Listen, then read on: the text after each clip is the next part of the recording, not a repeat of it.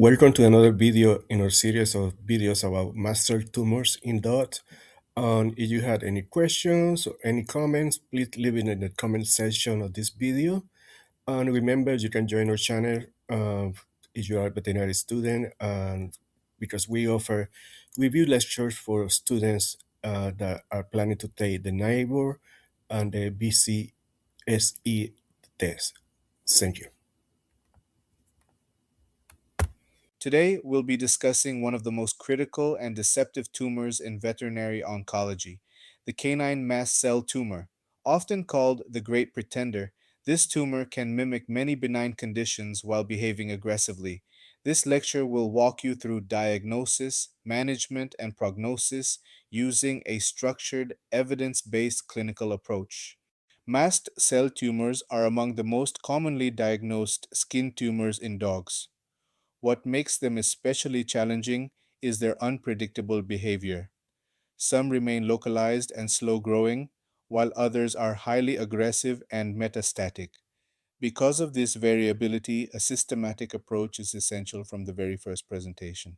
Mast cell tumors originate from mast cells, immune cells involved in allergic and inflammatory responses. While they most commonly occur in the skin and subcutaneous tissues, they can also develop internally, including the spleen, liver, gastrointestinal tract, and bone marrow. The defining feature of mast cells is their granules, which contain histamine and other inflammatory mediators that drive many of the clinical signs we see. Clinically, mast cell tumors present with both local and systemic effects. Locally, you may see a firm or soft mass that changes in size, redness, swelling, or ulceration. Darier's sign, rapid swelling after manipulation, is characteristic.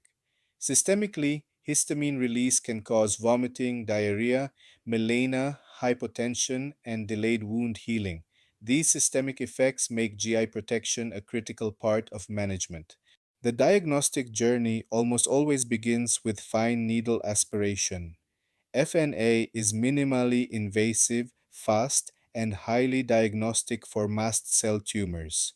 On cytology, the presence of round cells with distinctive purple granules is key. This step should never be skipped when evaluating any cutaneous mass. Once an MCT is confirmed, proper staging is essential. This includes histologic grading via biopsy, lymph node evaluation, abdominal imaging for visceral metastasis, and blood work or bone marrow assessment when indicated. Tumor grade and stage are the two most important factors guiding treatment decisions and prognosis. Management of mast cell tumors is multimodal. Surgery remains the foundation, supported by medical management to control systemic effects.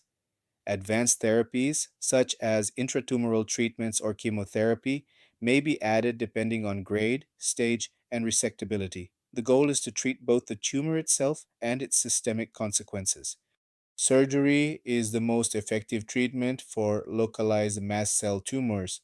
Achieving wide, clean margins is critical because mast cell tumors often extend microscopically beyond what is visible. Incomplete excision significantly increases the risk of local recurrence, underscoring the importance of surgical planning for cure. Because mast cell tumors release histamine, medical management is not optional. Dual antihistamine therapy using both H1 and H2 blockers reduces swelling, pruritus, and GI complications. Gastrointestinal protection is essential to prevent or treat gastroduodenal ulcers caused by excessive acid secretion. Corticosteroids, particularly prednisone, play multiple roles in MCT management. They can reduce tumor size, decrease inflammation, and stabilize mast cells to limit histamine release. Steroids are beneficial when tumors are non resectable or when used palliatively to improve patient comfort and quality of life. Tigilanol tiglate is a newer intratumoral therapy that induces rapid localized tumor necrosis. It is minimally invasive and particularly valuable for tumors that cannot be surgically removed or when surgery is contraindicated. This therapy preserves surrounding tissue while expanding treatment options in modern veterinary oncology. Prognosis depends on several key predictive factors. Tumor grade and stage are the most significant, followed by tumor location, completeness of surgical excision, and response to therapy. Low grade tumors with complete excision often carry an excellent prognosis, while high grade or metastatic tumors require aggressive ongoing management. For veterinary professionals, mast cell tumors are a core competency. Always aspirate skin masses, pre-treat with antihistamines before manipulation, stage accurately, and plan surgical margins carefully.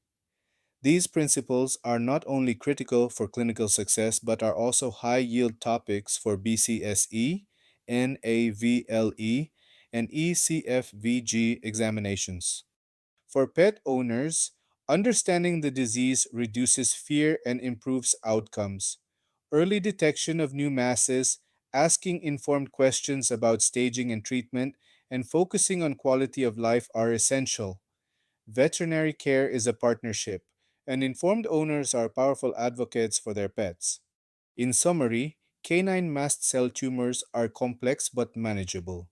With early diagnosis, accurate staging, and a structured multimodal treatment plan, outcomes continue to improve. Ongoing advances in veterinary oncology are helping extend survival while maintaining quality of life, making proactive education and intervention more crucial than ever.